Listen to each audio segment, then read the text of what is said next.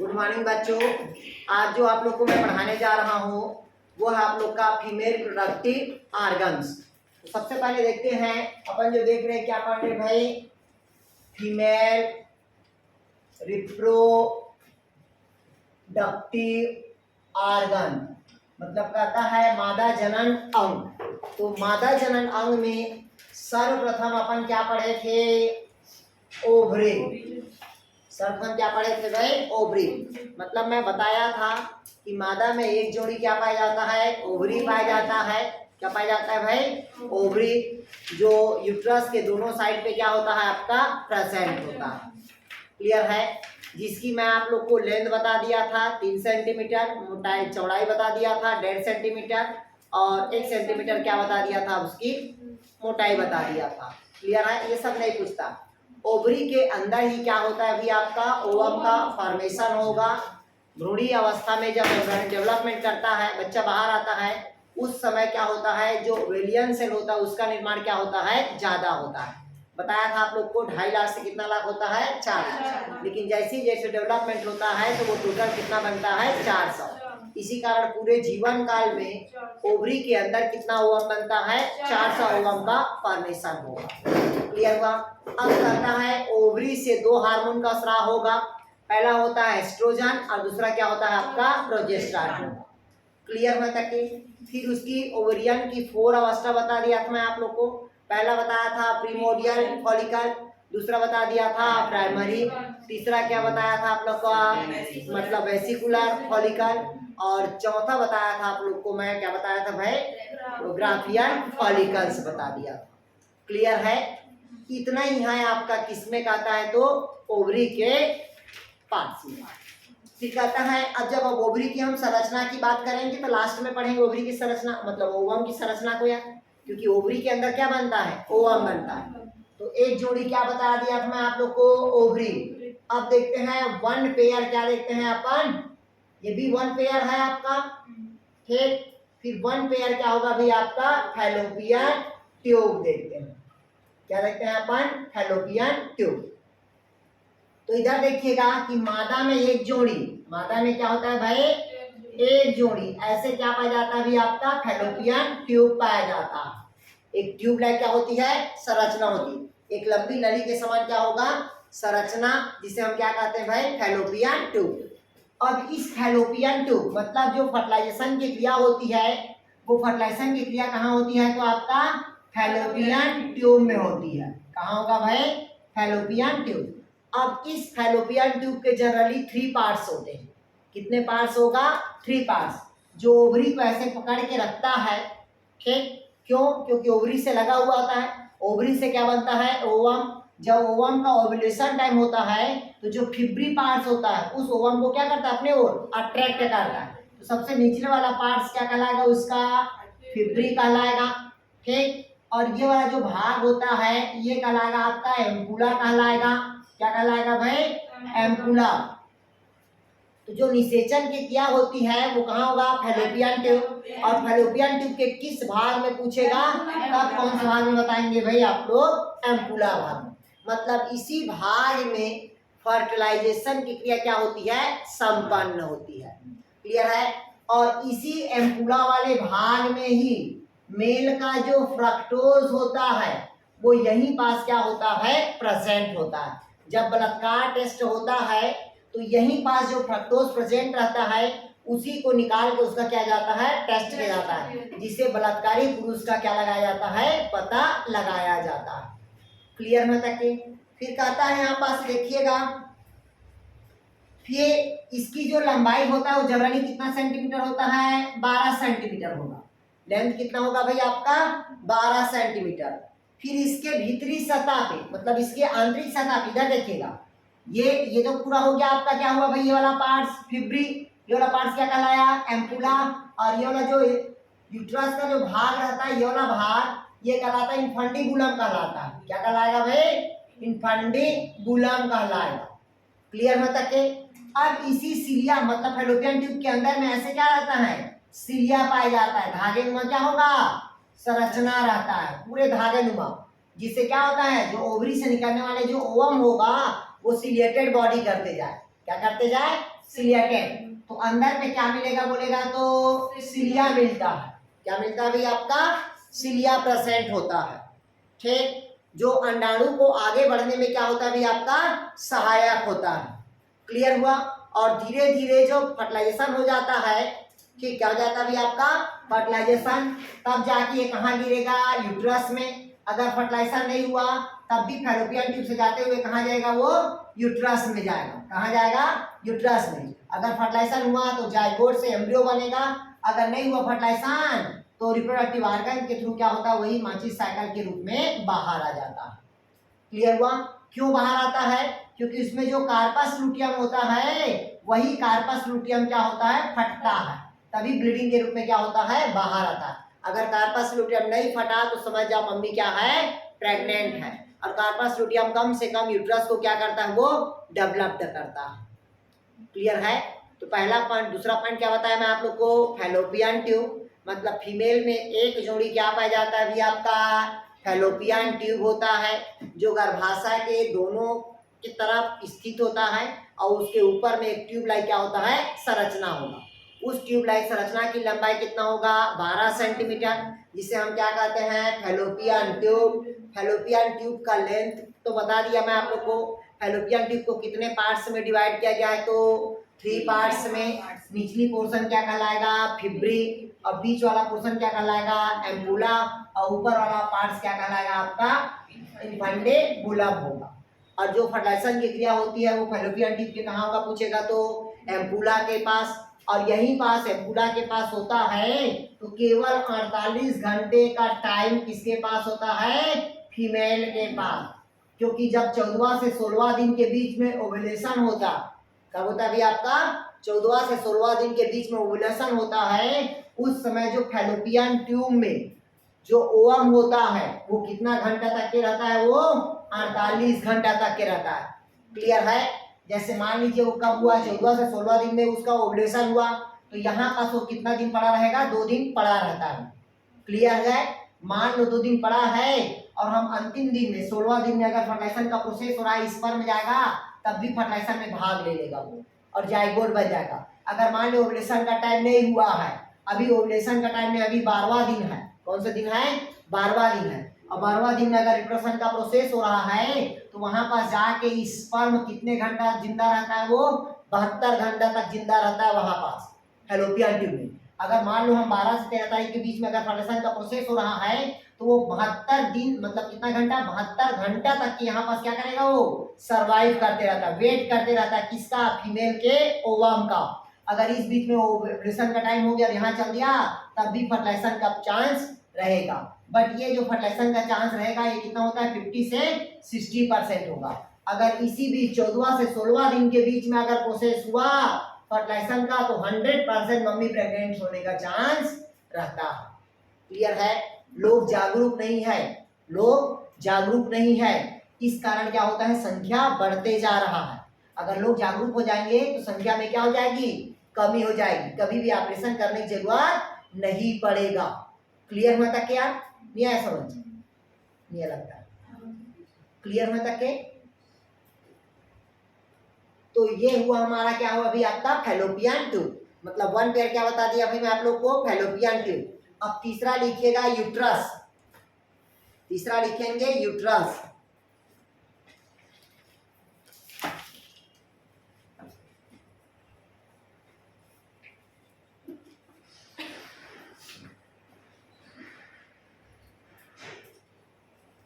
तीसरा लिखेंगे क्या भाई आप लोग, यूट्रस। तो यूट्रस मतलब क्या होता है भाई आपका, गर्भाशय होता है। इसकी जनरली जो गर्भाशय होता है वो मस्कुलर पेशी की बना होता है। किसका बना होता है भाई आपका, मस्कुलर पेशी की बना होता है। किसका बना होता है पूछेगा तो मस्कुलर टिश्यू का बना होता है, या मस्कुलर पेशी ऊतक का बना होता है। किसका बना होता है, पेशी ऊतक का। फिर कहता है ये जो यूट्रस होता है क्या होता है भाई आपका, यूट्रस मतलब ये मूत्राशय और मलाशय के बीच, मूत्राशय और मलाशय के बीच, मतलब पेल्विक गार्डल। कौन सा गार्डल कहता है, पेल्विक गार्डल। भाई ये हमारा पीछे क्या होता है, पेल्विक गार्डन बोलते हैं इसको एब्डोमिनल, लेकिन जो बोन है उसको क्या कहते हैं? Pelvic garden. ऊपर को क्या कहते हैं? Pectoral garden. तो ये जो पेल्विक गार्डन पे क्या होता है आपका? उपस्थित होता है। क्या होगा? उपस्थित। तो पेल्विक गार्डन में बताया था कितना हड्डी होता है यार? कितना होता है संतोषी?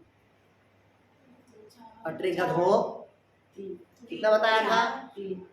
ठीक, 2 बताया था, इस्चियम और प्यूबिक। कहाँ रहता है ध्यान तुम लोग का यार? कहाँ रहता है? नहीं बताया भाई? इस्चियम और प्यूबिक होता है बोल के। ठीक, ये बताया था आप लोग को पेक्टोरल गार्डन में एक क्लेविकल होता है और इसका कितना होता है? 2 और 2 4। नहीं है समझ? कैसे करते हो यार आप लोग? ठीक, तो ये पेल्विक गार्डन में क्या होता है अभी आपका? उपस्थित होता है। क्लियर हुआ यहाँ तक के?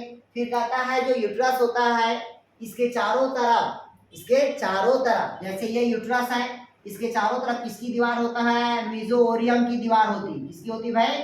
मीजोओरियम की दीवार। अगर पूछा आपसे कि किसकी मेम्ब्रेन पाई जाती है तो मीजोरियम की क्या पाई जाती है? मेम्ब्रेन पाई जाती है। जनरली इसकी जो लंबाई और चौड़ाई की बात करते हैं तो लंबाई कितना सेंटीमीटर होता है? 7 सेंटीमीटर। किसी में 7.5, किसी में 8 दिया रहता है। तो लंबाई कितना होगा? 7 सेंटीमीटर। चौड़ाई कितना होगा? 5 सेंटीमीटर। और इसकी मोटाई जनरली होता है कितना सेंटीमीटर? 3 सेंटीमीटर होता है। कितना सेंटीमीटर होगा? 3 सेंटी। इसकी जो आकार है नाशपत्ती के आकार का दिखाई देता है। किसके आकार का दिखाई देता है? नाशपत्ती के आकार का। नाशपत्ती देखे हो ना, ऐसा रहता है इस शेप में।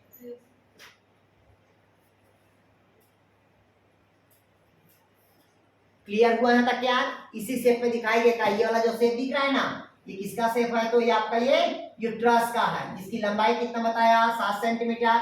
चौड़ाई कितना बताया मैं आप लोग को? 5 सेंटीमीटर। मोटाई कितना बताया? तो आपका 3 सेंटीमीटर। और इसके ऊपर में किसकी दीवार रहती है बताया था आप लोग को? मस्कुलर टिश्यू से।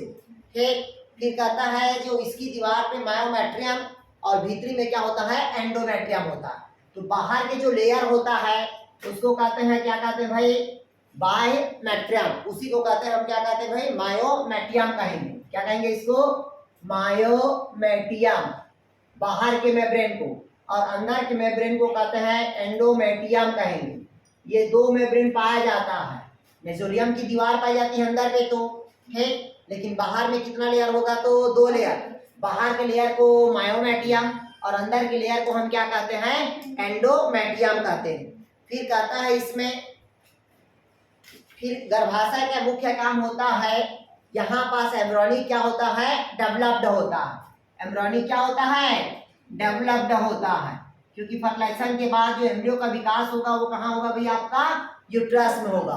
और यूट्रस से ये प्लासेंटा अटैच होता है।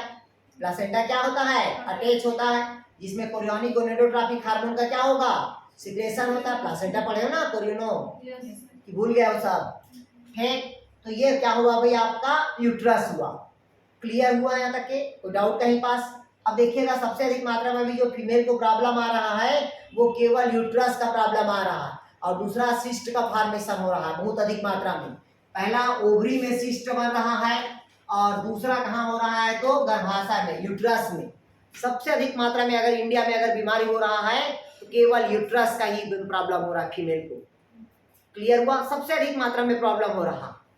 क्लियर है? क्योंकि खान पान क्या होता है? इरेगुलर हो जा रहा है, और इरेगुलर होने के कारण साइकिल भी इरेगुलर हो रहा है, जिससे क्या होता है? यूट्रस को वो इफेक्ट हो जा रहा है। क्लियर हुआ? क्योंकि यूट्रस डेवलप्ड नहीं हो पा रहा है, घाव जैसे मवाद बन जा रहा है। क्लियर है यार? क्योंकि भाई साइकिल आता है, क्या होता है? एक सेल क्या हो जाते हैं? ओवरी डेथ हो जाती है। मतलब डेथ क्या मतलब? क्या हो जाता है वो? मतलब डैमेज कंडीशन में आ जाता है। और दूसरा क्या हो जाता है? वो रिपेयरिंग अवस्था पे होता है। जब ये डैमेज होता है तो वो रिपेयरिंग होता है, और ये डैमेज होता है तो ये रिपेयरिंग अवस्था पे होता है। मतलब ये साल भर ऐसा प्रोसेस क्या होता है? ये चलते रहता है। आया समझ यहाँ के?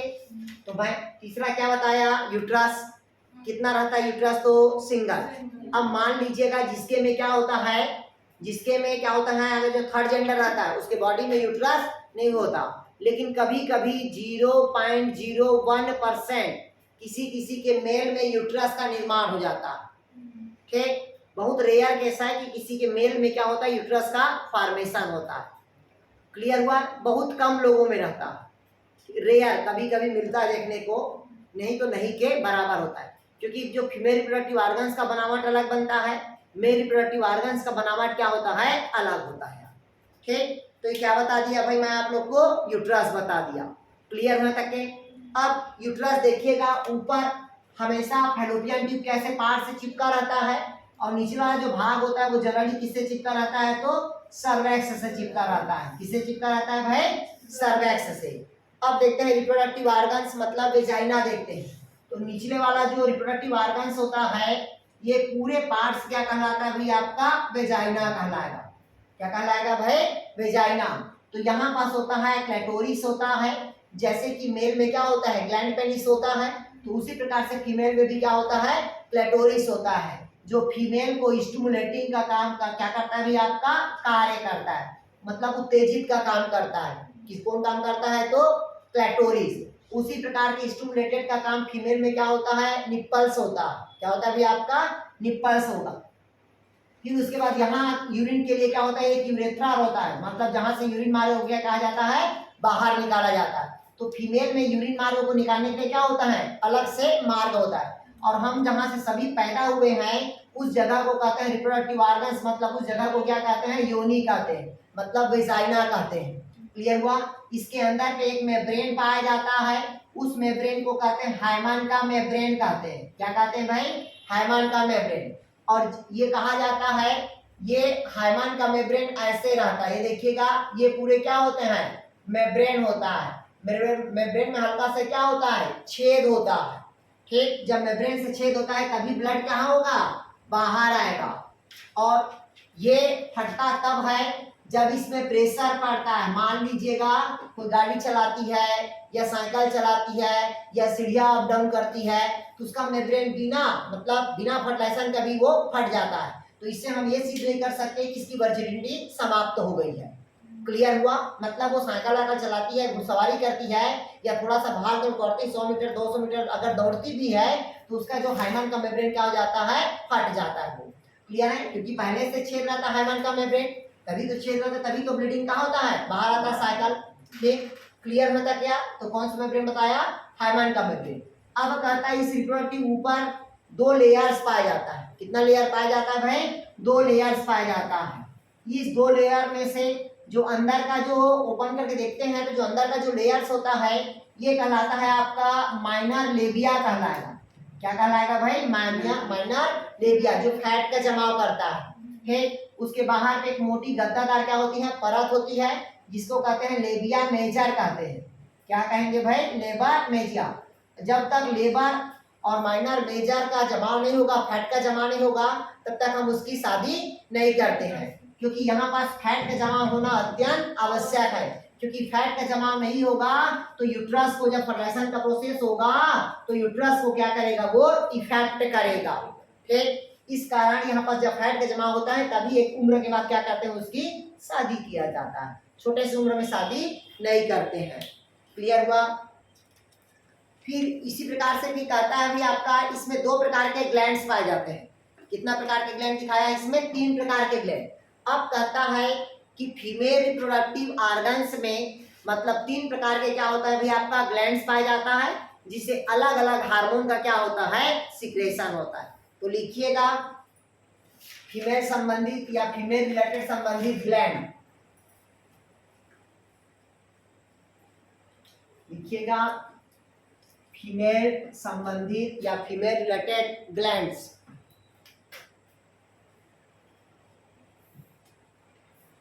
तो ग्लैंड देखिएगा, पहला जो ग्लैंड्स होता है वो बर्थोलिन ग्लैंड्स होता है। पहला कौन सा ग्लैंड होगा भाई, बर्थोलिन ग्लैंड होगा। तो देखिएगा, मतलब कहता है कि फीमेल में एक जोड़ी मतलब क्या होगा, 1 पेयर्स क्या पाया जाता है, बर्थोलिन ग्लैंड्स पाया जाता है, जो मूत्राशय और क्या होता है भाई आपका, जो मूत्राशय और मलाशय के बीच क्या होता है, स्थित होता है।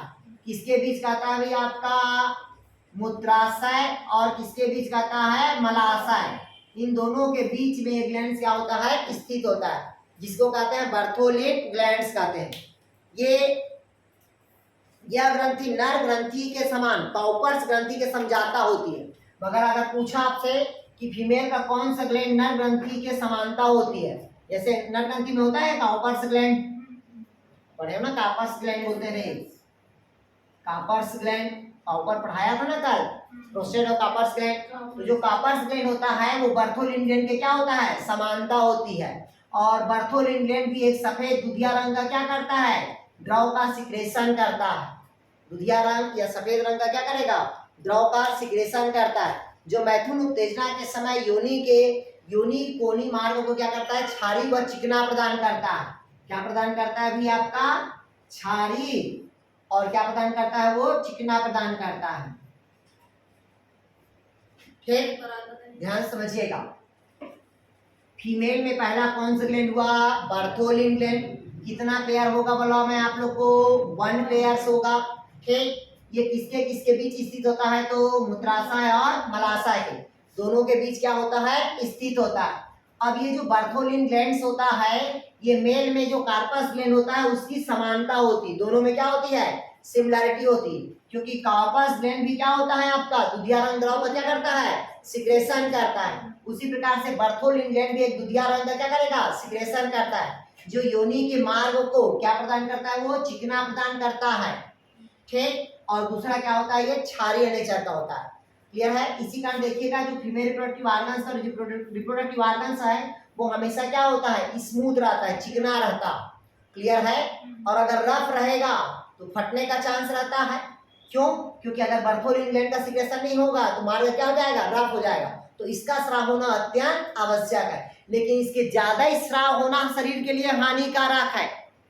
ठीक भाई, ये अधिकतर किसके दौरान निकलता है, फर्टिलाइजेशन के बाद, या बॉडी हीट हो गया या बॉडी स्टिमुलेट हो गया, तब इस हार्मोन का सिक्रेशन होगा।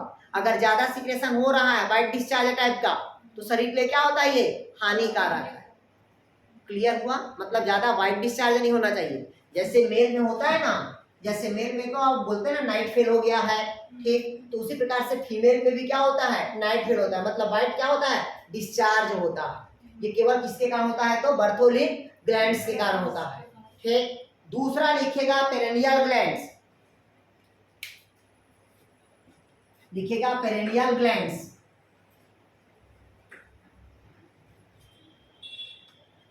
दूसरा लिखिएगा पेरेनियल ग्लैंड।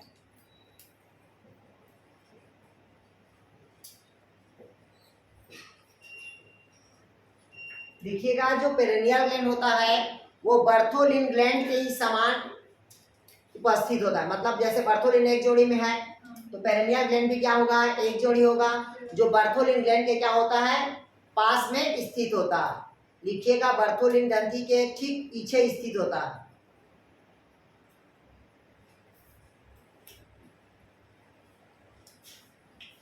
ठीक, किसके स्थित होता है भाई, बर्थोलिन ग्लैंड के क्या होता है, पीछे स्थित होता है। क्लियर हुआ।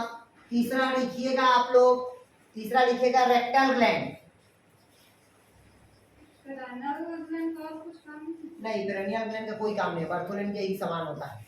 लिखिएगा तीसरा होता है रेक्टल ग्लैंड बोलते हैं। तीसरा कौन सा ग्लैंड बोलते हैं भाई, रेक्टल ग्लैंड। इसको समझिएगा रेक्टल ग्लैंड का क्या काम होता है। ये जो ग्रंथि होता है ये मलाशय के दोनों तरफ स्थित होती है। किसके तरफ कहता है भाई आपका, मलाशय के दोनों तरफ स्थित होती है। कौन सा रंग का होता है, तो पीले रंग का होता है। कैसा रंग होता है भाई आपका, पीले रंग के ग्रंथि होती है। यह विशिष्ट उत्तेजक गंध उत्पन्न करता है। क्या उत्पन्न करता है भाई, विशिष्ट उत्तेजक गंध उत्पन्न करता है। देखिएगा इसी कारण इधर बोल देखिए, जैसे कहीं पता चलता है ना कि भाई जहाँ से आज ही पेपर में आया है या कल आया है कि गोकुल धाम का एक एरिया है जिसमें सेक्स रैकेट पता चल रहा है। तो सेक्स रैकेट तो वो चल ही रहा है, लेकिन कैसे संदिग्ध अवस्था में पकड़ा गया। मतलब ये जो रेक्टम ग्लैंड्स होता है, कौन सा ग्लैंड होता है, रेक्टम ग्लैंड, ये क्या करता है, विशिष्ट उत्तेजक गंध पैदा करता है। अगर मान लीजिएगा इस रूम में या कहीं पास अगर फर्टिलाइजेशन का प्रोसेस हुआ, किसका प्रोसेस हुआ है, फर्टिलाइजेशन का प्रोसेस हुआ है, तो कम से कम 20 से 30 मिनट तक के उस रूम में उसका गंध रहता ही है। क्लियर है, कौन सा गंध रहता है, तो आपका रेक्टम ग्लैंड्स का रहता है। इसी कारण देखिएगा इस गंध के कारण क्या होता है, जो फीमेल वो मेल की तरफ क्या करता है, वो अट्रैक्ट करता है, केवल इसी गंध के कारण होता है। क्लियर हुआ? इस कारण कहते हैं फर्टिलाइजेशन के बाद क्या होता है, गंध का निर्माण होता है। और वो गंध कौन से ग्लैंड के कारण होता है, तो रेक्टल ग्लैंड्स के कारण होता है। क्लियर हुआ ना तक क्या? एक और होता है मेमेरी ग्लैंड्स कहा जाता है। चौथा क्या कहा जाता है भी आपका, मेमेरी ग्लैंड्स। तो ये जो मेमेरी ग्लैंड्स होता है इसमें केवल मिल्क का फॉर्मेशन होगा। किसका फॉर्मेशन होता है, मिल्क का फॉर्मेशन होगा। क्लियर हुआ था क्या? जिसे लिखा है पेक्टोरल पेशी के ऊपर में गोलाकार उभार में क्या होता है, संरचना होगा, जिसे हम क्या कहते हैं भाई, ब्रेस्ट कहते हैं, जिसके अंदर में क्या होता है 15 से 20 पालिकाओं का समूह होती है, जो क्या होता है लेक्टिफेरस डक्ट खुलता है। कौन सा रहता है भाई, लेक्टिफेरस के डक्ट रहता है, जिसके अंदर क्या होता है लैक्टिक का फॉर्मेशन होगा। मतलब क्या होगा, मिल्क का फॉर्मेशन। और मैं पहले बता दिया हूँ मिल्क का फॉर्मेशन तभी होगा जब मम्मी क्या रहेगी, प्रेग्नेंट रहेगी। प्रेग्नेंट के पहले मिल्क का फॉर्मेशन नहीं होगा। क्लियर हुआ? वो केवल एक द्रव रहता है जो बाहर निकलता है, वाइट डिस्चार्ज नहीं होगा वहां पास से। क्लियर हुआ यहाँ तक यार? तो डाउट कहीं पास? और ये पहले बता दिया था जो मेमोरी ग्लैंड में जो निप्पल होता है वो मेल की तरह क्या होता है, स्टिमुलेटिंग का कार्य करता है। क्लियर हुआ तक क्या? तो ये हो गया आपका, क्या हुआ भाई आपका फीमेल रिप्रोडक्टिव ऑर्गन्स। अब देखते हैं भाई आपका, अब लिखिएगा मादा जनांग में हार्मोनल नियंत्रण। लिखिएगा आप लोग hormonal control of female sex organ.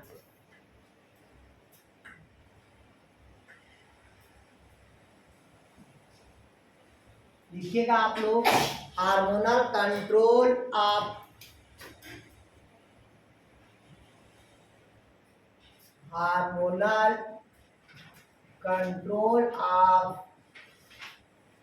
Female sex organ. लिखिएगा hormonal control of female sex organ, मतलब मादा प्रजननांगों का हार्मोनल नियंत्रण। अब देखिएगा कि हार्मोनल नियंत्रण कैसे होता है, क्यों कंट्रोल होता है। तो पहला लिखिएगा FSH। पहला क्या होगा भाई, FSH। FSH का पूरा नाम आपको पता है, फॉलिकल स्टिमुलेटिंग हार्मोन। ये आपको पता है, ये गोनोइड से निकलने वाले क्या है, हार्मोन्स है। मतलब ये कौन सा हार्मोन्स है आपका, ये गोनेडोट्रॉफिक हार्मोन्स। जो पीयूष ग्रंथि से निकलने वाले क्या हैं, गोनेडोट्रॉफिक हार्मोन्स। इससे दो हार्मोन्स बताया था, पहला FSH और दूसरा LH। तो पहला क्या होगा यहाँ पास FSH, जिसको हम क्या कहते हैं भाई, फॉलिकल स्टिमुलेटिंग हार्मोन। देखिएगा ये लिखा है, यह हार्मोन ग्राफियन फॉलिकल के वृद्धि एवं फॉलिकल द्वारा एस्ट्रोजन हार्मोन के स्राव पर नियंत्रण करता और अंडाणु को क्या करता है, परिपक्वन करता है। इसका काम लिखिएगा, पहला क्या काम लिखे, ग्राफियन।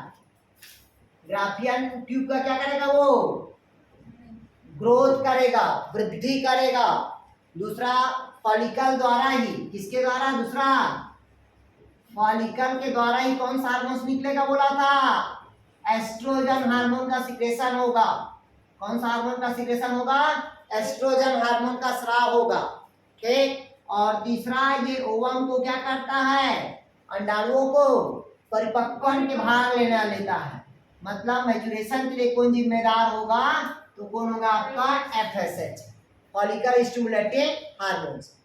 इधर समझ लीजिएगा भाई, क्या बताया मैं आप लोग को, फॉलिकल स्टिमुलेटिंग हार्मोन।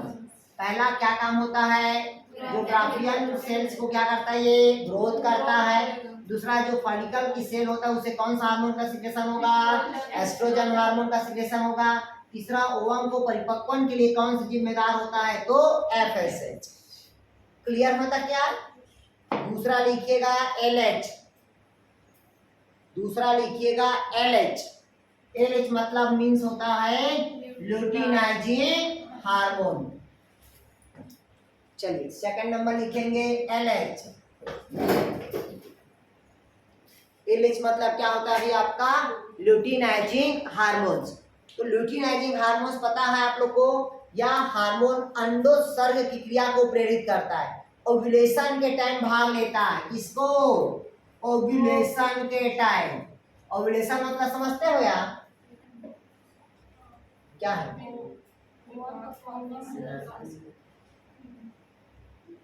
गधों के ओवरी है, ओवरी के अंदर क्या बना? ओवम बना। ये कब निकलता है? 14वां से 16वां दिन के बीच। उसी को क्या कहते हैं? ओव्यूलेशन बोलते हैं। आया समझ? नहीं आया? बोलते ना 14 से 16 दिन के बीच में ओव्यूलेशन पीरियड रहता है, क्योंकि ओवरी से ओवम क्या निकलता है? बाहर निकलता है। इस बीच में देखिएगा जो फीमेल होती है वो मेल के पास क्या होता है? चिपकना स्टार्ट कर देती है। क्लियर है? नहीं आया समझ? रहने दो सबको। ल्यूटिनाइजिंग हार्मोन्स मतलब क्या कहते हैं इसको? ओव्यूलेशन। मतलब क्या काम करता है? तो ओव्यूलेशन का कार्य करता है। ठीक, लिखिएगा।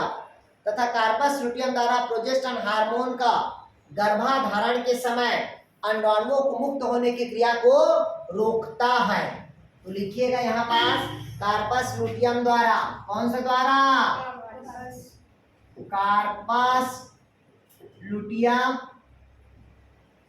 कार्पस ल्यूटियम द्वारा कौन सा हार्मोन? प्रोजेस्टेरोन। हार्मोन का क्या होता है? सिक्रेशन होता है, जो ओवरी से ओवम बनने की क्रिया को क्या करता है? रोकता है।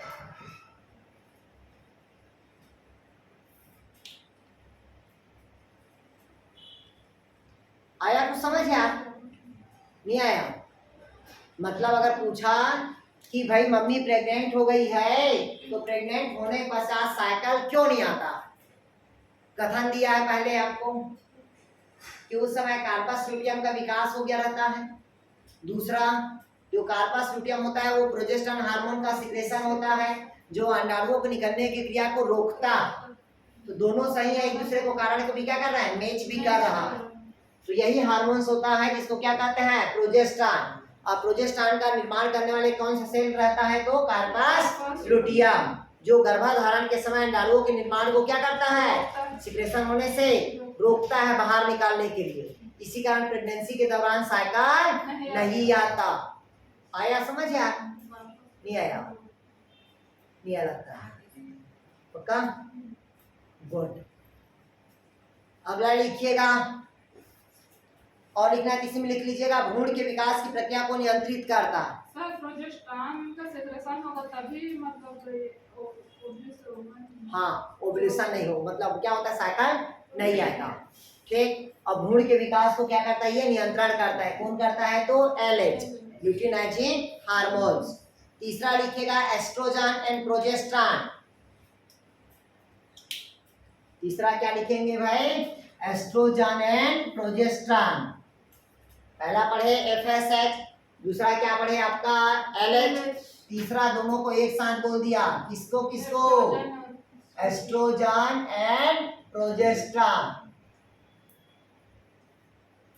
तो लिखिएगा एस्ट्रोजन एंड प्रोजेस्टेरोन।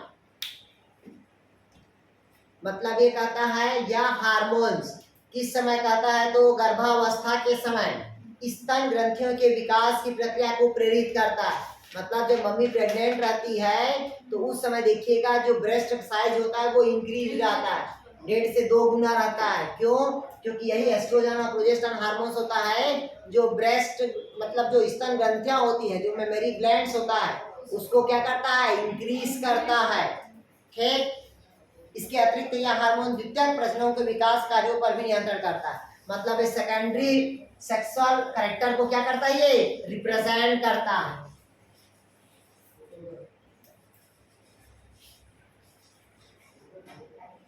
ठीक। क्या करता है भाई आपका? एस्ट्रोजन प्रोजेस्टेरोन का बता दिया था मैं आप लोग को।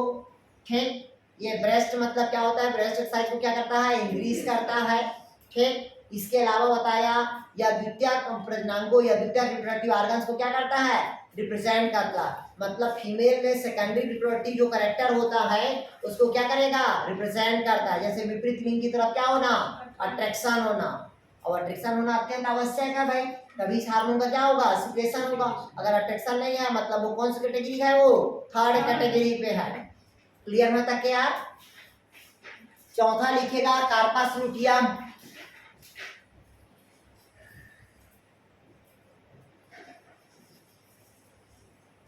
चौथा लिखिएगा कार्पस लुटियम। ध्यान समझिएगा, गर्भावस्था के अंतिम समय में, गर्भावस्था के अंतिम समय में जो रिलैक्सिन हार्मोन का सिक्रेशन होगा, कौन सा हार्मोन? रिलैक्सिन हार्मोन का स्राव किसके द्वारा होगा पूछेगा तो कार्पस लुटियम के द्वारा, जो नियंत्रित करने का कार्य करता है। और इसी कारण योनि मार्ग और पेक्टोरल गार्ड के लिगामेंट को ये क्या करता है? ढीला करता है, जिसके कारण बच्चा आसानी से क्या होता है? बाहर होता है। इतना दर्द मेल नहीं सह सकता, अगर इतना दर्द मेल में हुआ तो मेल ऊपर निकल जाएगा। ठीक, मतलब फीमेल में दर्द सहने की क्या होती है? क्षमता होगी। अगर मेल में उतना दर्द रहेगा तो वो मेल मर जाएगा, नष्ट हो जाएगा। आया समझ? नहीं आया? कितना तकलीफ से होता है बच्चा। ठीक, अब बच्चा होने के बाद बच्चे को इतना मारते हैं, सुन रहे ना? नहीं आया समझ? कितने मुश्किल में एक मम्मी अपने बेटा को या बेटी को 9 मंथ तक के रखती है यूट्रस में, और बड़ा होने के बाद अपने मर्जी से शादी कर लेते हैं। ठीक, कभी सोचे हैं कि मम्मी पापा कितने इज्जत से आपको 18 साल 22 साल तक के रखें? आया समझ? इसलिए कम से कम उसका ख्याल करो, अपना नहीं तो। आ रहे ना यार? क्लियर हुआ? ये क्या करता है भाई आपका? Corpus luteum. कौन सा हार्मोन का सिक्रेशन करता है भाई आपका? रिलैक्सिन हार्मोन का सिक्रेशन। वो तो हम खुद किस्मत है कि जो मम्मी पापा का देन है या कृपा है जो हमको पैदा कर दिए। ठीक, नहीं आया समझ? वो पैदा ही कर दिया, इस जन्म में ला दिया, वही बहुत है आप लोग के लिए। ठीक, अब करना ना करना, क्या करना, क्या आगे करना, वो आप लोग की जिम्मेदारी है। ठीक, ये नहीं कि नौकरी पाने के बाद मम्मी पापा को आश्रम में भेज दिए, कम से कम ये काम मत करना। आया समझ?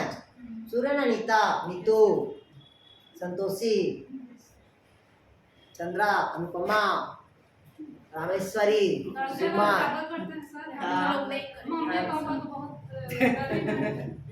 ठीक, चलिए यहाँ तक के हो गया। अब पढ़ाते हैं अपन गैमेटोजेनेसिस पढ़ाते हैं। अब हेडिंग डालिएगा गैमेटोजेनेसिस।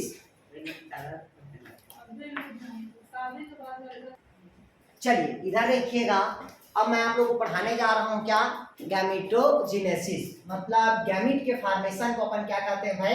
गैमेटोजेनेसिस। इसको अच्छे से पढ़िएगा, यहाँ से क्वेश्चन बनता है भाई। ठीक,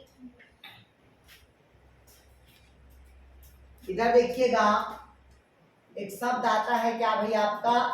गैमेटोजेनेसिस। मतलब गैमीट के फॉर्मेशन को ये अपन क्या कहते हैं भाई? गैमेटोजेनेसिस कहते हैं। किसके फॉर्मेशन को?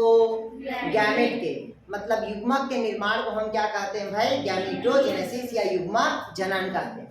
तो जो गैमेटोजेनेसिस होगा वो 2 प्रकार के होता है। पहला होता है आपका स्पर्मेटोजेनेसिस और दूसरा होता है आपका oogenesis होता है। पहला क्या होगा आपका? स्पर्मेटोजेनेसिस और दूसरा क्या होगा भाई आपका? oogenesis। मतलब स्पर्म के फॉर्मेशन को, मतलब शुक्राणु के निर्माण को हम क्या कहते हैं? शुक्राणु जनन कहेंगे। इसको क्या कहते हैं? शुक्राणु जनन कहेंगे। क्या कहेंगे भाई? शुक्राणु जनन। मतलब शुक्राणु के निर्माण को हम क्या कहेंगे? शुक्राणु जनन कहेंगे। और अंडाणु के निर्माण को हम क्या कहेंगे भाई अपन? अंडाणु जनन कहेंगे। अब ध्यान से समझिएगा, इसमें स्पर्म के फॉर्मेशन को अपन क्या कहेंगे? स्पर्मेटोजेनेसिस।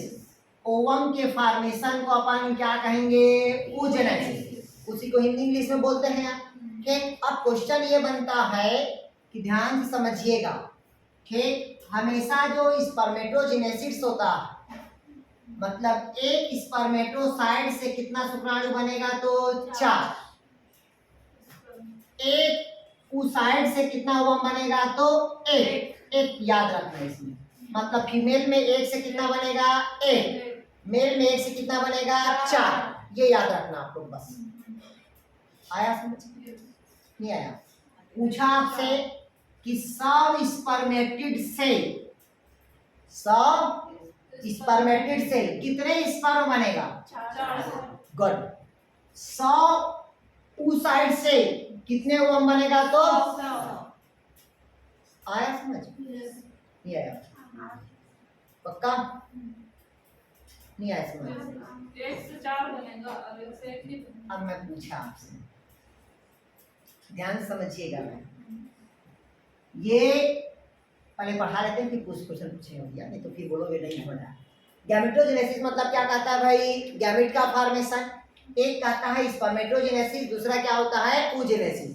स्पर्म के फॉर्मेशन को स्पर्मेटोजेनेसिस और ओवम के फॉर्मेशन को अपन क्या कहते हैं? oogenesis देखते हैं।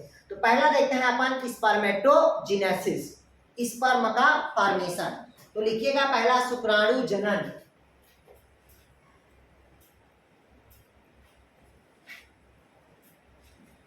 पहला लिखिएगा शुक्राणु जनन।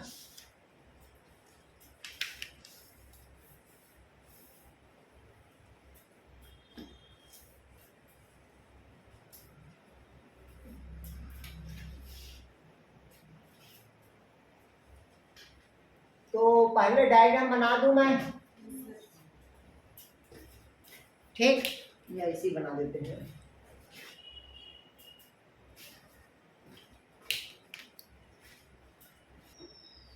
चलिए ध्यान समझिएगा। सबसे पहले कहता है स्पर्मेटोजेनेसिस, मतलब शुक्राणु जनन। तो शुक्राणु के निर्माण को हम क्या कहते हैं भाई? शुक्राणु जनन कहते हैं। मेल में जो स्पर्म का फॉर्मेशन होगा ये 13 से 15 वर्ष के मध्य होता है, उसके पहले शुक्राणु का निर्माण नहीं होता। और ये जो शुक्राणु का निर्माण होता है ये केवल टेस्टिस में होता है। केवल कहाँ होता है? टेस्टिस। क्योंकि टेस्टिस के अंदर मैं आप लोग को सेल बताया था, जिसको कहते हैं सेमनीफेरस के ट्यूब्यूल्स बताया था। क्लियर है? सेमनीफेरस के ट्यूब्यूल्स से क्या होता है अभी आपका, मतलब वो सेल में धीरे धीरे क्या होता है? डिफरेंटेशन होता है, और डिफरेंटेशन होने के पश्चात उसकी कई डेवलपमेंट अवस्था होती है। तो यही उसकी क्या होगी? डेवलपमेंट अवस्था। जैसे स्पर्म का क्या होता है? फॉर्मेशन होता है। तो स्पर्म को बनने के लिए टेस्टिस में कुछ हार्मोन का सिक्रेशन भी होता है, और इस हार्मोन का सिक्रेशन टेस्टिस के अंदर उपस्थित कोशिकाएं से होती है, सेल से होती है। जैसे मैं आप लोग को पहला से बताया था लीडिंग कोशिका, जिससे टेस्टोस्टेरॉन हार्मोन का क्या होगा? सिक्रेशन होगा। तभी वो द्वितीयक लैंगिक लक्षण को क्या करता है? रिप्रेजेंट करता है। मतलब उसके बॉडी पे या शरीर पे स्पर्म का क्या होगा? फॉर्मेशन होगा, पहला। दूसरा कहता है कि दूसरा होता है सर्टोली सेल, जो स्पर्म को क्या प्रोवाइड करता है? न्यूट्रिशन प्रोवाइड करता है। इसके अलावा सेमनीफेरस ट्यूब्यूल्स के अलावा उसमें इंटरस्टियल सेल्स पाई जाती है, जिसको कहते हैं अंतरावली कोशिकाएं पाई जाती है। क्लियर हुआ था क्या? तो डाउट कहीं पास? तो अब कहता है, तो सबसे पहले टेस्टिस के अंदर एक सेल है, कौन सा सेल है? तो जर्मिनल एपिथेलियल सेल। इस सेल पे सर्वप्रथम रिपीटेटिव डिवीजन, रिपीटेटिव मतलब समझते हो? लगातार कोशिका का क्या होना? विभाजन होना। रिपीटेटिव मतलब होता है 1 से 2, 2 से 4, 4 से 8, 8 से 16, 16 से 32। तो रिपीटेटिव जो डिवीजन हो रहा है वहां पास कौन सा विभाजन होता है? तो समसूत्री विभाजन होता है। क्योंकि समसूत्री विभाजन इसलिए बोल रहे हैं कि यहाँ पर देखिएगा कौन सेल है? 2n है, डिप्लॉइड सेल है वो। फिर एक सेल से कितना सेल बना? 2 सेल। तो उसके अपने जो पेरेंट्स के क्या हुआ? इक्वल हुआ। 2 से कितना होगा? 4, 4 से कितना हुआ? 8, 8 से कितना हुआ? 16।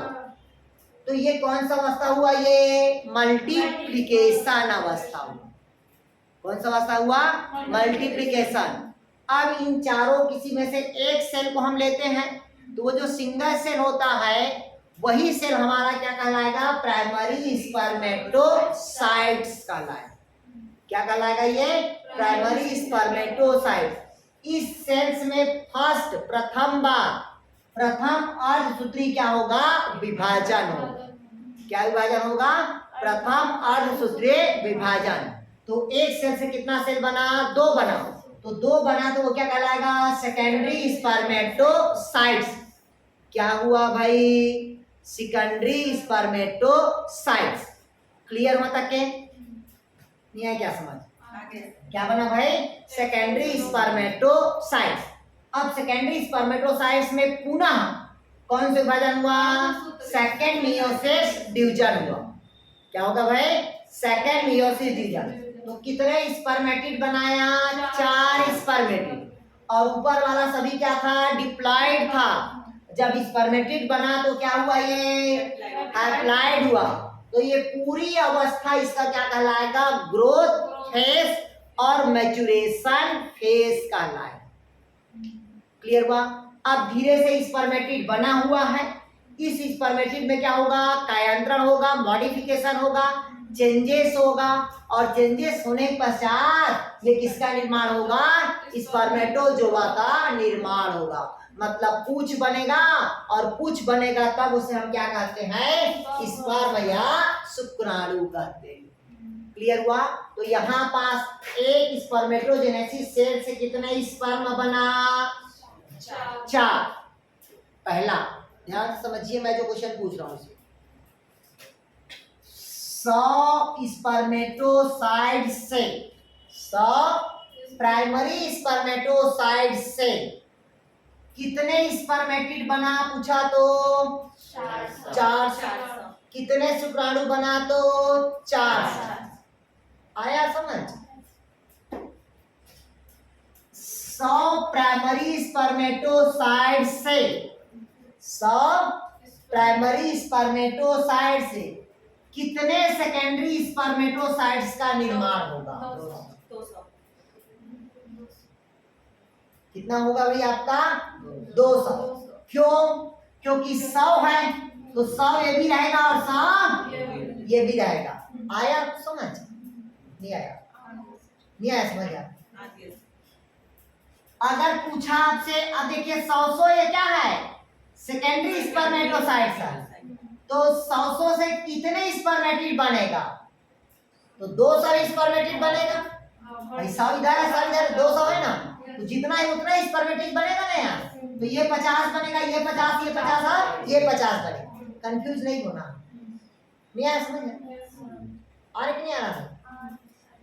ठीक। तो ये कौन सा अवस्था हुआ भी आपका? स्पर्मेटोजेनेसिस हुआ। सर मैच्योरेशन सेकंड में होगा? हाँ, ये होता है ग्रोथ फेज हुआ। ये ग्रोथ फेज हुआ। अब ये मैच्योरेशन हो रहा है, धीरे धीरे परिपक्व अवस्था में आ रहा है, कायांतरण हो गया, मॉडिफाई हो गया है। ठीक। तो इसकी 3 अवस्था होती हैं। पहला होता है मल्टीप्लिकेशन, दूसरा ग्रोथ और तीसरा मैच्योरेशन। लेकिन स्पर्मेटोजेनेसिस में जनरली 3 कहते हैं। पहला होगा मल्टीप्लिकेशन, दूसरा स्पर्मेटोसाइट्स का फॉर्मेशन और तीसरा स्पर्मेटिड का कायांतरण। ये 3 माना जाता है मेन। ठीक। नहीं आया समझ? ग्रोथ को नहीं मानते हैं। पहला क्या बताया? मल्टीप्लिकेशन, दूसरा स्पर्मेटोसाइट्स का निर्माण और तीसरा स्पर्मेटिड का कायांतरण। आया समझ? या दूसरा बोल सकते हो स्पर्मेटिड का निर्माण, तीसरा स्पर्मेटिड का कायांतरण। आया समझ? चलिए अगला लिखेंगे आप लोग oogenesis। अगला क्या देखते हैं भाई? oogenesis। मतलब ओवम के फॉर्मेशन को अपन क्या कहते हैं? oogenesis कहते हैं। ध्यान से समझिएगा। अब कहता है oogenesis। ओवम के फॉर्मेशन को हम क्या कहते हैं? oogenesis कहते हैं। जैसे कि देखिएगा, ये कौन से कहता है? जर्मिनल एपिथेलियल सेल है। जर्मिनल एपिथेलियल सेल, लेकिन इसको जनरली कहा जाता है गोनेलियल की सेल कहा जाता है। क्या कहा जाता है भी आपका? गोनेलियल, मतलब उगोनिया की सेल कहा जाता है। क्या कहा जाता है? उगोनिया की सेल। जैसे स्पर्मेटोजेनेसिस था ना, तो स्पर्मेटोगोनिया भी बोल देते हैं उसको। क्या बोलते हैं उसको? स्पर्मेटोगोनिया। तो उसी प्रकार से oogenesis में जो पहला सेल होगा उसे क्या कहते हैं? उगोनिया कहते हैं। जैसे उधर स्पर्मेटोजेनेसिस था ना यार, तो वहां पास उसको बोलते हैं स्पर्मेटोगोनिया। क्या कहेंगे उसको? स्पर्मेटोगोनिया। ठीक। और यहाँ पास क्या है? ये उगोनिया। तो देखिएगा जो oogenesis होता है वो भी 3 अवस्था पे होगा। कितने अवस्था पे होगा? 3 अवस्था में। पहला कौन सा होगा? मल्टीप्लिकेशन, दूसरा कौन होगा? ग्रोथ फेज और तीसरा क्या होगा? Maturation phase. इसमें 3 अवस्था होगा। उसमें भी 3 अवस्था बताया था, लेकिन पहला क्या बताया था आप लोग को? मल्टीप्लिकेशन, दूसरा स्पर्मेटिड का फॉर्मेशन, तीसरा स्पर्मेटिड का मॉडिफाई या कायांतरण। तीनों अलग अलग है उसमें। इसमें भी कितने अवस्था होगा? 3। पहला कौन सा अवस्था होगा? मल्टीप्लिकेशन, दूसरा ग्रोथ फेज और तीसरा मैच्योरेशन फेज। क्लियर हुआ? तो फर्स्ट सेल है, कौन सा सेल है? उगोनिया। अब एक सेल से कितना सेल बनेगा? 2 सेल। यहाँ पास क्लीवेज होता है, पता है आप लोग को? क्या होता है? क्लीवेज होगा। तो यहाँ पास एक सेल से कितना सेल बना? 2। 2 से कितना बनेगा? 4। क्लियर हुआ? 4 से कितना बना? 8। 8 से कितना बना? 16। 16 से कितना बना? 32। कितना उगोनिया की सेल से? एक उगोनिया की सेल से। और ये 64 बना या 120 बना या 128 बना, उन सभी कोशिकाओं में से केवल एक कोशिका को भोजन क्या मिल गया? ज्यादा मिला। तो जब उसकी आकार क्या हो जाएगी? बड़ी हो जाएगी, तब वो कौन सा फेज कहलाएगा? आया समझ? पहला जो कौन सेल था? उगोनिया। एक से कितना बना था? 2। 2 से 4। 4 से 8, क्योंकि समसूत्री विभाजन हो रहा है। क्योंकि समसूत्री विभाजन आपको पता है कि जो डॉटर सेल होगा वो अपने पेरेंट सेल के क्या होगा? इक्वल होगा। तब वो कौन सा विभाजन होगा? माइटोसिस। और जो डॉटर सेल अपने पेरेंट सेल के क्या होगा? आधा। तब कौन सा होगा? मियोसिस। क्लियर है तक के? तो देखिए यहाँ पास अब जो डॉटर सेल अपने पेरेंट सेल के क्या है? इक्वल है कि नहीं है यार? ठीक। तो यहाँ पर जो पहली अवस्था हुआ वो क्या हुआ? हमारा मल्टीप्लिकेशन हुआ, गुणनखंड अवस्था या गुणन अवस्था। अब इन सभी कोशिकाओं में से किसी एक को भोजन क्या मिल गया है? ज्यादा। तो स्वाभाविक है, देख लो नीतू को देख लो, ठीक, भोजन ज्यादा मिल गया तो फूल गई है। नहीं आया समझ? तो भोजन एक को क्या मिल गया? ज्यादा मिल गया। किसकी आकार क्या हो जाएगी? बड़ी। हमको देखो भोजन कब मिला तो हम चपटा हो गए। क्लियर हुआ? तो जो भोजन जिसको एक को ज्यादा मिला है, मतलब उसकी आकार क्या हो गई है? बड़ी हो गई। जब आकार बड़ी हो गई तो वो कौन सा अवस्था होगा? Growth phase. और वही जो बड़ी अवस्था होगी उसे हम क्या कहेंगे? प्राइमरी oocytes कहेंगे। क्या कहेंगे उसको? Primary oocytes। पुनः उस प्राइमरी oocytes में कौन सा डिवीजन होगा? फर्स्ट मियोसिस डिवीजन होगा। कौन सा विभाजन होगा? First meiosis. क्योंकि यहाँ पास जो ऐसे है तो ये वाला जो अवस्था होगा, मतलब यहाँ से ये बन रहा है ना ये वाला, तो ये वाला जो लाइन होगा वो कौन सा होगा आपका? फर्स्ट मियोसिस विभाजन होगा। तो एक सेल से कितना सेल बना? 2 सेल। एक की आकार बड़ी, एक की आकार छोटी, हुआ ना छोटी यहाँ पर। पुनः इन दोनों पे कौन सा विभाजन होगा? अब दोनों जो बना हुआ है वो क्या कहलाएगा? सेकेंडरी oocytes कहलाएगा। क्या कहलाएगा भाई? Secondary oocytes। पुनः इस सेकेंडरी oocytes में कौन सा डिवीजन होगा? कहता है सेकेंड मियोसिस डिवीजन होगा। कौन सा विभाजन होगा? Second meiosis division. और जैसे सेकेंड मियोसिस डिवीजन हुआ तो एक बनेगा मैच्योर, क्या बनेगा? ओवम। एक छोटा पोलर बॉडी और 2 और क्या बनेगा? पोलर बॉडी बनेगा। तो इस प्रकार से टोटल कितने पोलर बॉडी का निर्माण हुआ? 3 पोलर बॉडी का निर्माण होगा और एक मैच्योर ओवम का क्या होगा? फॉर्मेशन होगा। क्लियर हुआ? अब क्वेश्चन पूछा, इधर समझिए।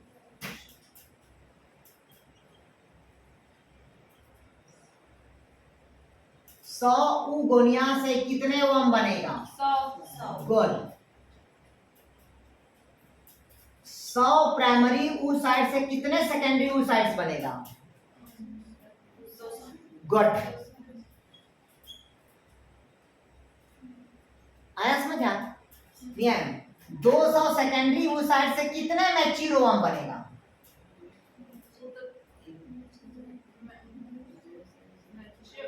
तो एक ही है। एक ही बनाना रे। मतलब ये 50 के कैटेगरी में नहीं है, 50 और 150 वो रहेगा। नहीं आया समझ? तो 50 बनेगा इधर। नहीं आया समझ? हमेशा फीमेल में एक को कितना डिवाइड करना है? 1। आया तो समझ? नहीं आया?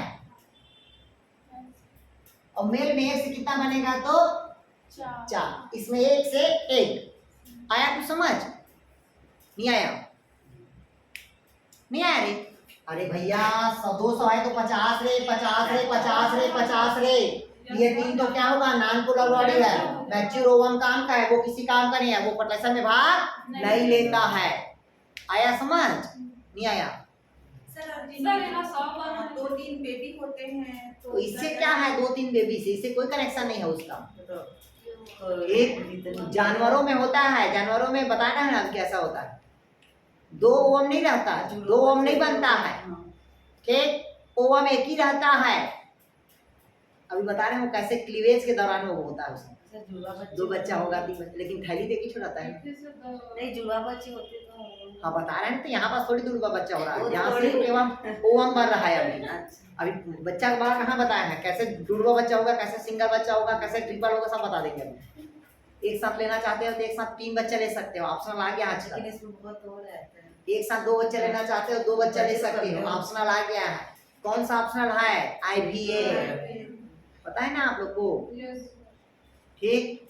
तो चलिए ये हो गया। अब हेडिंग डालिएगा स्ट्रक्चर ऑफ अंडाणु, अंडाणु की संरचना। इधर देखिएगा, अब कहता है स्ट्रक्चर ऑफ, क्या कहता है भाई? ओवम। मतलब हम देखते हैं अंडाणु की संरचना। तो सबसे पहले समझिएगा, मैं पहले बताया था ओवरी के अंदर ही क्या बनता है भाई? ओवम का फॉर्मेशन होगा। जब ओवरी के अंदर ओवम बनेगा तभी आप माँ बन पाएंगे, अन्यथा माँ नहीं बन पाएंगे। ये क्यों? क्योंकि ओवरी के अंदर जो ओवम बनता है वो फर्टाइल को रिप्रेजेंट करता है। किसको रिप्रेजेंट करता है? फर्टाइल। और जरूरी नहीं है कि ओवरी के अंदर ओवम बन जाए, ओवम तो बन गया लेकिन वो कंप्लीट डेवलप्ड ओवम नहीं बना है, तब भी वो कोई काम नहीं है। जैसे कि साइकिल अगर महीना में आता है तभी कंप्लीट ओवम बनेगा, अगर 15 दिन में आ रहा है तो कंप्लीट ओवम का फॉर्मेशन नहीं होगा। आया समझ यहाँ तक? के वो इरेगुलर कंडीशन पे आ जाता है। इसलिए डॉक्टर से सलाह लेना चाहिए कि अगर 15 दिन में आ रहा है साइकिल तो हमेशा साइकिल मंथ में ही आना चाहिए। यस, अब ऐसा नहीं है कि 1 तारीख को आया है तो 1 ही तारीख को आया, हो सकता है किसी का 15 तारीख को आता है, किसी का 10 आता है, ठीक? कई लोगों का 2-3 महीना बाद आता है, ठीक? तब भी वो क्या है? इरेगुलर है। मतलब डॉक्टर से एक बार सलाह ले लेना चाहिए, उससे क्या होता है? प्रॉब्लम होता है। क्लियर हुआ यहाँ तक के? नहीं आया समझ? क्लियर हुआ? तो सबसे पहले कहते हैं स्ट्रक्चर ऑफ ओवम। मतलब मनुष्य का जो ओवम होता है, जो अंडाणु होता है, उसके चारों तरफ 2 सेल्स, मतलब 2 क्या पाई जाती है? लेयर पाई जाती है। क्या पाई जाती है? 2 लेयर। तो आपको पता होना चाहिए जो बाहर का लेयर होता है वो कहलाता है कोरोना रेडिएटा। बाहर का लेयर क्या कहलाएगा? Corona radiata. क्लियर हुआ? और अंदर का भाग कहलाता है आपका क्या? Zona pellucida. ये क्या है आपका? आउटर भाग। ये क्या है आपका? इनर भाग। ये लेयर पूछता है कोरोना रेडिएटा और जोना पेलुसिडा। क्या कहता है भाई? कोरोना रेडिएटा और जोना पेलुसिडा। फिर कहता है इन दोनों के बीच में, किसके बीच में कहता है? ये जो कोरोना रेडिएटा है उसके अंदर एक सेल पाया जाता है जिसको कौन सेल कहते हैं? फॉलिकल का सेल कहते हैं। कौन सेल कहता है? फॉलिकल का सेल। और 2 कोरोना रेडिएटर के बीच में जो गैप पाया जाता है, जो आपस में चिपका रहता है, उसको कहते हैं, जहां पर स्पेस पाया जाता है उसको कहते हैं पेरीवेटेलाइन का स्पेस कहते हैं। इसी पेरीवेटेलाइन का जो स्पेस होता है वहां पास स्पर्म आता है, वहीं पास क्या होगा? स्पर्म आता है। और आपको पता होना चाहिए, आपको पता होना चाहिए कितना? 400 करोड़ जो स्पर्म निकलता है उसमें केवल 7 जो स्पर्म होगा, केवल 7 स्पर्म ये फीमेल के ओवम के पास पहुंचता है। केवल कितना शुक्राणु पहुंचता है? 7 शुक्राणु केवल। और उस 7 शुक्राणु में से केवल 1 स्पर्म फर्टिलाइजेशन के क्रिया में भाग लेता। आया समझ? नहीं आया? अरे जब इस दुनिया में हम नहीं आए थे, जब इस दुनिया में नहीं आए थे तब भी कंपटीशन हुआ था। नहीं आया समझ? जब इस हम पैदा नहीं हुए थे तब भी कंपटीशन था। 400 करोड़ भाग लिया, तो उसमें से 400 करोड़ कोई मरते भगते, कोई मरते डरते आया, पहुंचा कितना पास पोस्ट के पास? 7 पोस्ट के पास पहुंचा, लेकिन 7 को नौकरी मिला क्या? केवल 1 को नौकरी मिला। अरे जब पैदा नहीं हुए थे उसी समय कंपटीशन था, अभी तो पैदा हो गए हैं तो कभी एक नौकरी नहीं पाएगी। और जब नहीं जानते थे तब कंपटीशन को फाइट करके आ गए हैं, अब तो जान रहे हैं तो फाइट नहीं कर पाएंगे। नहीं आया समझ? तो आसानी से फाइट हो जाएगा। अरे जब पैदा नहीं हुए तभी कंपटीशन था भाई, अब तो पैदा हो गए उसके बाद कंपटीशन है। अब तो सब चीज जान रहे हैं, उसके बावजूद भी कैसे नौकरी नहीं लगेगी? बस आपको मेहनत और लगन करना पड़ेगा। भाई जैसे ये भी मेहनत किया ना, केवल कितना स्पर्म आया वहां पास? 7 स्पर्म आया। 7 में से केवल 1 स्पर्म क्या करेगा?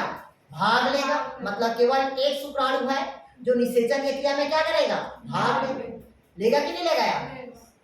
जब 1 भाग लिया तो यहाँ पास की अब इसकी लेयर को, कौन सी लेयर को? वेटेलाइन की मेम्ब्रेन को अब क्या किया? छेद दिया। तो छेदने का काम कौन करता है बताया था मैं? शुक्राणु पर में क्या होता है? एक्रोसोम, जो इस वेटेलाइन की मेम्ब्रेन को क्या कर दिया? छेद दिया। और छेदने के पश्चात केवल शुक्राणु का ये वाला पोर्शन कहाँ गया? अंदर गया। बाकी पूंछ वाला नेक से कहाँ हो गया?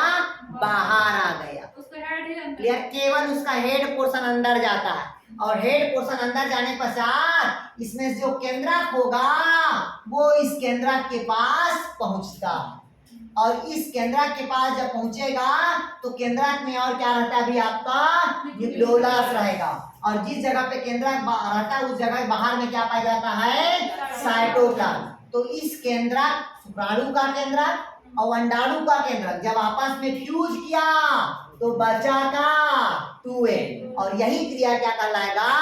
निषेचन कहलाता है, फर्टिलाइजेशन कहलाता है। जब टेस्ट ट्यूब बेबी वाला होता है तो ये जो फर्टिलाइजेशन होता है इसको एक पेट्री प्लेट में करा जाता है। कितना में किया जाता है? पेट्री प्लेट में। ठीक, और पेट्री प्लेट में 1 ओवम को रखते हैं और यहाँ 3-4 शुक्राणु को रखते हैं और उसके नजदीक में चिपका देते हैं। जिसने में ताकत रहेगा वो फर्टिलाइजेशन में क्या करेगा? भाग लेगा। तो सबसे पहले स्पर्म की मोटिलिटी को देखा जाता है, गति को। जितना अधिक मात्रा में गति रहेगा उतना ही तेजी से क्या करेगा? वो फर्टिलाइजेशन की क्रिया में भाग लेगा। गाड़ी चलाना धीरे, गाड़ी धीरे धीरे चलाओगे, ठोक दिए तो भूख से गिरोगे, और गाड़ी चलाओगे स्पीड में तो ठोकोगे तो एकदम स्पीड से दीवार फटेगा या गाड़ी फटे। नहीं है समझ? तो वैसे ही स्पर्म रहता है, जितना ज्यादा तेजी से भगेगा उतना ज्यादा ओवम के उसको क्या करेगा? वेटेलाइन मेम्ब्रेन को छेदेगा। क्लियर हुआ तक? क्या नहीं आया समझ? आया कुछ समझ? तो क्या याद रखना इसमें? कोरोना रेडिएटा और जोना पेलुसेडा, कौन सा मेम्ब्रेन? तो वेटेलाइन का मेम्ब्रेन। कौन सा स्पेस रहता है? तो पेरीवेटेलाइन स्पेस रहेगा। अब अंदर तो पता है न्यूक्लियस रहेगा, साइटोप्लाज्म पता है आप लोग को यार।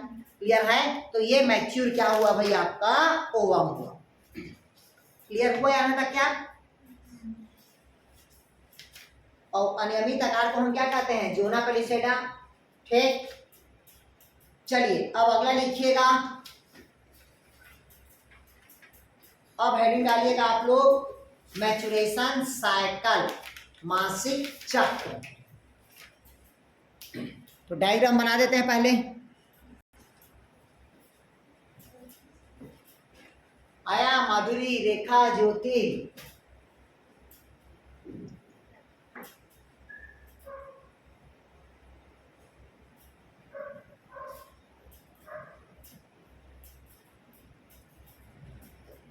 जागरूक नहीं है यार, ऑपरेशन कराने की जरूरत नहीं होता।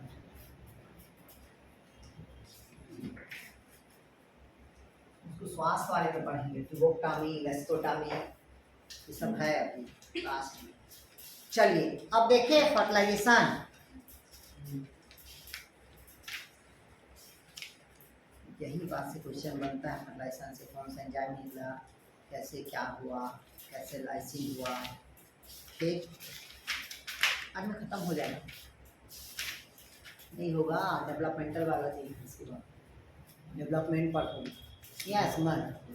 आज केवल फर्टिलाइजेशन को देखेंगे, कल भूरी का क्या पढ़ेंगे, डेवलपमेंट पढ़ेंगे। डेवलपमेंट मतलब समझ रहे हो ना यार, मतलब किस प्रकार से वो डेवलपमेंट हुआ, विकास हुआ। ठीक, आज केवल फर्टिलाइजेशन को पढ़ते हैं भाई ना। क्या बोले? हाँ कही तो दिया ना, डेवलपमेंटल बोले ना, डेवलपमेंटल पढ़ाएंगे 3-4 हम बोल के। केवल उसका अवस्था पूछता है। ठीक, सब अवस्था हम लिख डाले हैं, कल हम पढ़ाएंगे अवस्था को यार। पहले ह्यूमन का पढ़ा देंगे, फिर फ्रॉग का पढ़ा देंगे। ठीक तो ऐसा कर सकते हैं ना, देखते हैं कल तो।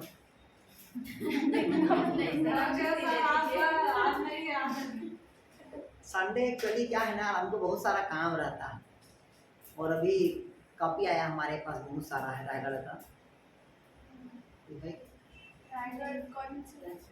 केजी कॉलेज का ये रायगढ़ में से कितना है, कम से कम हमारे पास 30 सेंटर है। ठीक, सेकेंड ईयर थर्ड ईयर बोलना मत किसी को, काटने से नहीं पास आया होगा तो कुछ तो नंबर दे देना। ठीक है, रेखा, ज्योति, माधुरी, संजीव, ममता, कमलेश, आरती। स्टार्ट करें निषेचन, चलिए।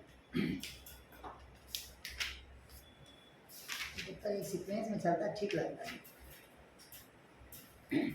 सीक्वेंस मतलब फर्टिलाइजेशन के बाद फिर मारुला, ब्लास्टुला, डेक्टुला, इससे बस।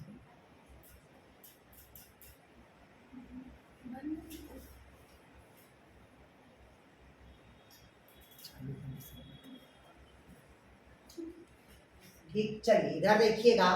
अब सबसे पहले अपन देख रहे थे, क्या देख रहे थे भी अपन, फर्टिलाइजेशन। फर्टिलाइजेशन मतलब होता है निषेचन।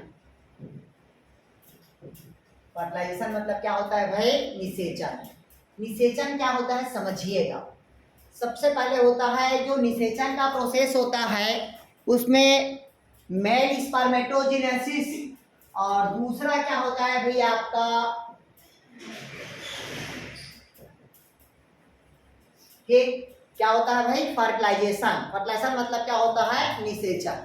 निषेचन मतलब ये कहता है कि सबसे पहले जो स्पर्म, मेल का क्या होता है भाई, स्पर्म, जो क्या होगा, हैप्लॉइड, और फीमेल का क्या होगा, ओवम। इन दोनों का जो फ्यूजन होता है, इन दोनों का क्या होगा, फ्यूजन, वो कहाँ होगा आपका, फैलोपियन ट्यूब में होता है। कहाँ होगा भाई, फैलोपियन ट्यूब में। और इसी फैलोपियन ट्यूब में जब फर्टिलाइजेशन का प्रोसेस होगा, तो फर्टिलाइजेशन मतलब दोनों का एक क्या हुआ, फ्यूजन हुआ, और फ्यूजन हुआ तब उसे हम क्या कहेंगे, फर्टिलाइजेशन कहेंगे। क्या कहेंगे भाई, फर्टिलाइजेशन। और फर्टिलाइजेशन होने के लिए, किसका होने के लिए भाई, फर्टिलाइजेशन होने के लिए दोनों का क्रियाशील होना अत्यंत आवश्यक। जब दोनों क्रियाशील होगा तभी फर्टिलाइजेशन की क्रिया में क्या करेगा, भाग लेगा। और मनुष्य में जनरली क्या होता है, अंतः निषेचन होता है, इंटरनल फर्टिलाइजेशन होता है।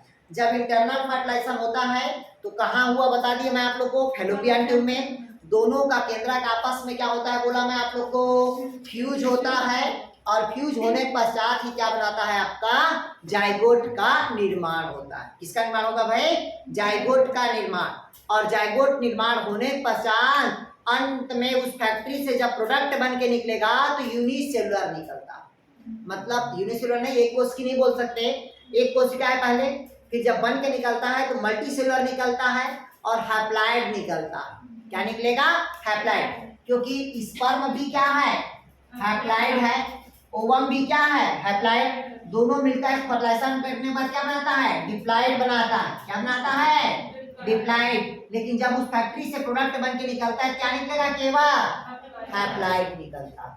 इस कारण जनन कोशिका हमेशा क्या होता है, अभूरित होता है। मतलब जन्म से हमेशा क्या होगा, हैप्लॉइड होगा। क्लियर होता है।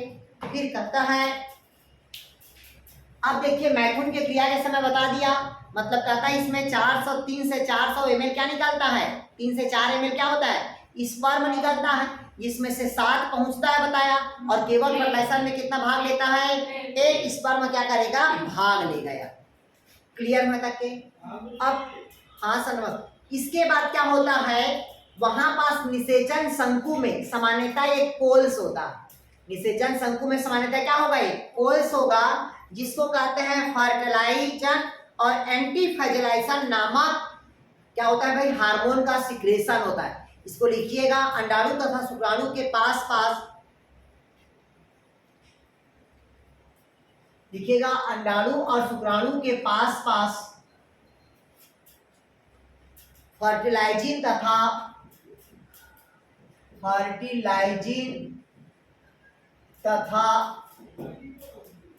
एंटी फर्टिलाइजिंग नामक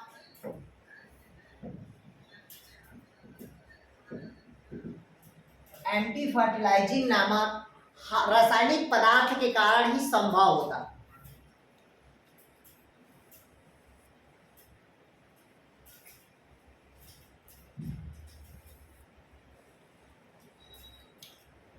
अगर पूछा आपसे कि फर्टिलाइजेशन के लिए कौन सा रसायन का स्राव होता है, तो फर्टिलाइजिंग और क्या होता है? एंटी फर्टिलाइजिंग हार्मोन का मतलब रसायन का क्या होगा? सिक्रेशन होता है। आपको पता होना चाहिए कि फीमेल के रिप्रोडक्टिव पार्ट्स होता है, मतलब जो योनि पार्ट्स होता है, उसके अंदर पे एसिडिक का स्राव होता है, अम्ल का स्राव होता है, और अम्ल के स्राव होने के कारण बहुत सारे जो स्पर्म होते हैं, जो शुक्राणु होता है, वो अंदर में क्या हो जाता है? मर जाता है, और जो उस एसिड से जो सरवाइव करेगा वही फर्टिलाइजेशन की क्रिया में क्या करेगा? भाग लेता। ये तो पता है आप लोग को, ध्यान समझिएगा। एसिडिक मतलब अम्ल का स्राव होता है योनि की द्वार पे। जब योनि की द्वार में एसिडिक का स्राव होता है तो बहुत सारे स्पर्म क्या हो जाते हैं? मर जाते हैं, क्योंकि स्पर्म एसिड को सरवाइव नहीं कर पाता, और जो सरवाइव करेगा वही फर्टिलाइजेशन की क्रिया में क्या करेगा? भाग लेगा। तो बताया मैं आप लोग को, शुक्राणु और अंडाणु के बीच में कौन सा रसायन निकलेगा? एक फर्टिलाइजिंग और दूसरा क्या है? एंटी फर्टिलाइजिंग रसायन का क्या होगा? स्राव होगा, जिसके कारण दोनों का आपस में क्या होता है? फ्यूजन होता है। और कितना बताया था मैं आप लोग को? एक। और लिखिएगा थोड़ा सा, लिखिएगा शुक्राणु लाइसिन नामक द्रव का स्राव होता है, लाइसिन नामक, जिसके कारण फीमेल के ओवम के पास क्या हो जाता है? जाके चिपकता है। किसके पास चिपकता है? ओवम के पास। अगर पूछा आपसे कि स्पर्म लाइसिन का निर्माण, तो स्पर्म लाइसिन क्या करता है? ओवम को ऐसे चिपकने का कार्य करता है। ये लाइसिन क्या है? लाइसिन एक प्रकार के एंजाइम्स है यार, ठीक, जो इस एक्रोसोम से निकलता है, जो ओवम के दीवार पर जाके आता है, चिपक जाता है, और चिपकने के पश्चात उसके दीवार को धीरे धीरे क्या करता है? वो भेदने का कार्य करता है। तो चिपकने का काम कौन किया? लाइसिन किया।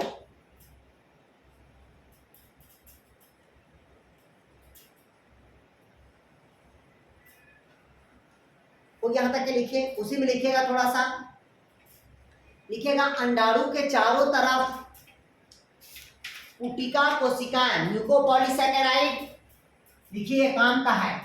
अंडाणु के चारों तरफ पुटिका कोशिकाएं, म्यूकोपॉलीसैकेराइड, म्यूकोपॉलीसैकेराइड, और दूसरा हाइल्यूरोनिक एसिड द्वारा एक दूसरे से चिपकी रहती है, ठीक। जो पुटिकाएं कोशिकाएं होती है ना, आपस में कौन से के द्वारा चिपकी रहती है पूछेगा तो म्यूकोपॉलीसैकेराइड, और दूसरा क्या होगा? Hyaluronic acid. अभी बोले ना एसिड पाया जाता है योनि की दीवार पे, ठीक। तो ये कौन सा हुआ भाई? आपका हाइल्यूरोनिक एसिड होता है, जिसके कारण उसकी दीवार से क्या होता है? चिपका रहता है। इसके लिए जो शुक्राणु होता है, अब वहां पास ऐसे क्या है? इसका ओवम ऐसे चिपका हुआ है ना यार यहाँ पास, ठीक। जब चिपका हुआ है, यहाँ से कौन आएगा? शुक्राणु आएगा, और जैसे ही शुक्राणु आता है तो इसके लिए शुक्राणु का लाइसिस का हाइल्यूरोनिड से एंजाइम इसे अपघटित कर देता है। अब स्पर्म से एक एंजाइम निकलता है, क्या निकलेगा? स्पर्म से एंजाइम। कौन से एंजाइम? तो लिखिएगा लाइसिन का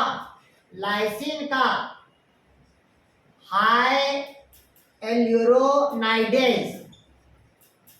एंजाइम निकलता है स्पर्म से, जो फीमेल के जो पॉलीसेकेराइड होता है, म्यूकोपॉलीसेकेराइड, उस मेम्ब्रेन को क्या करता है, रैप्चर करता है, और रैप्चर करने के पश्चात स्पर्म कहाँ जाएगा, तो अंदर जाएगा।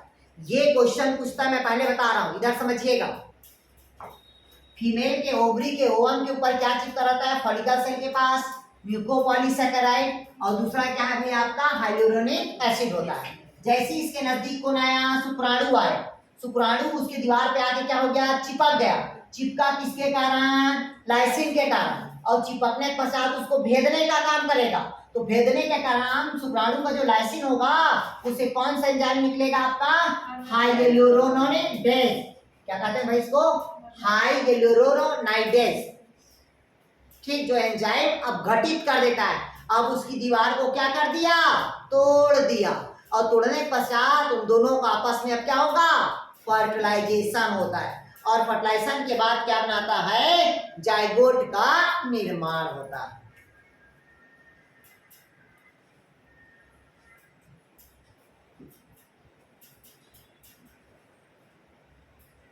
वो क्या होता क्या, तो यही प्रोसेस क्या कहलाता है अभी आपका, फर्टिलाइजेशन कहलाता है। और नीचे लिखिएगा, निषेचन करने के लिए कुछ रसायन की आवश्यकता होती है। लिखिएगा, नीचे हेडिंग डालिएगा, मतलब हेडिंग नहीं, पॉइंट में लिखिएगा, निषेचन क्रिया के लिए कुछ रसायन की आवश्यकता होती है। पहला, गैमोन्स,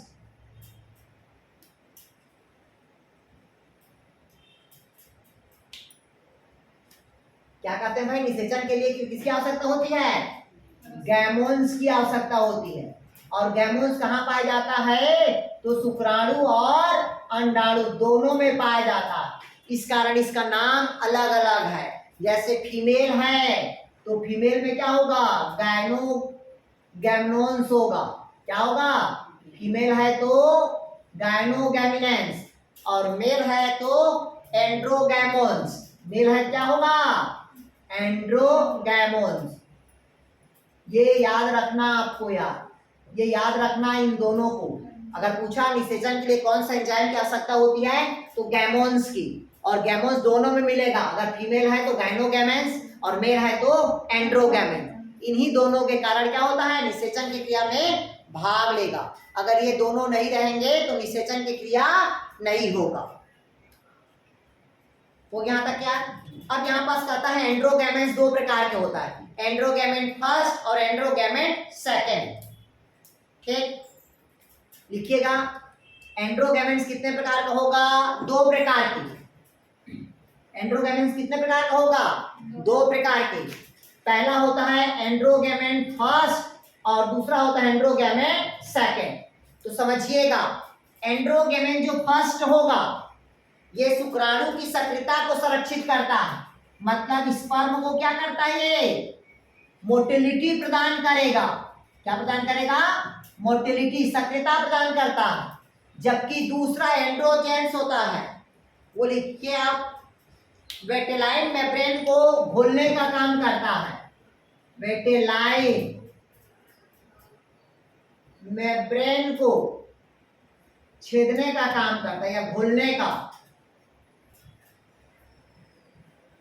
क्लियर हुआ यार।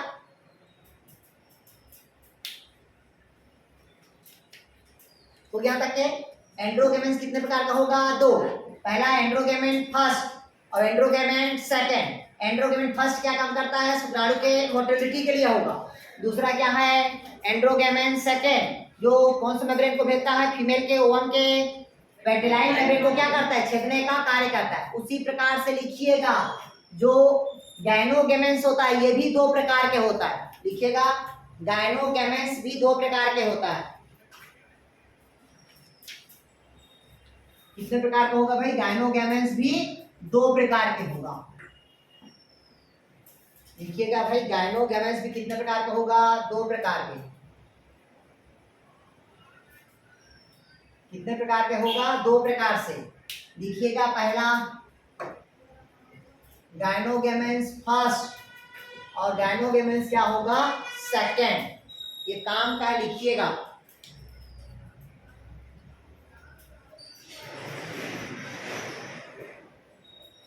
मतलब इधर देखिएगा, अब कहता है जो गाइनोगेमेन जो फर्स्ट होता है वो शुक्राणु के एंड्रोजन जो गैमेट फर्स्ट होता है, क्या होता है भाई? एंड्रोजन गैमेट फर्स्ट के प्रभाव को क्या करता है? उदासीन करता है।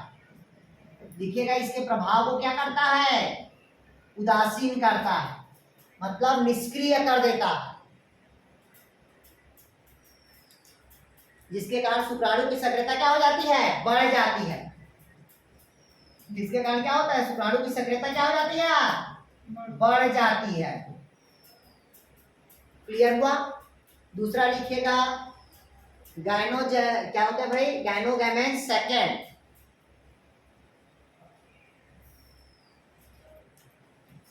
और सेकेंड लिखिएगा गाइनोगेमेन जो सेकेंड होता है वो शुक्राणु के एक्रोसोम भाग को, कौन से भाग को? एक्रोसोम भाग को चिपचिपा बनाता है। और ये केवल फर्टिलाइजेशन के दौरान ये सब रसायन का सीक्रेशन होगा, उसके पहले नहीं होता है। अब इसके बाद जो कल मैं पढ़ाऊंगा आप लोग को डेवलपमेंटल पढ़ाऊंगा। क्या पढ़ाऊंगा? इसका डेवलपमेंटल। तो डेवलपमेंटल से बहुत सारे क्वेश्चन आता है, कल इसको पढ़ के आएंगे।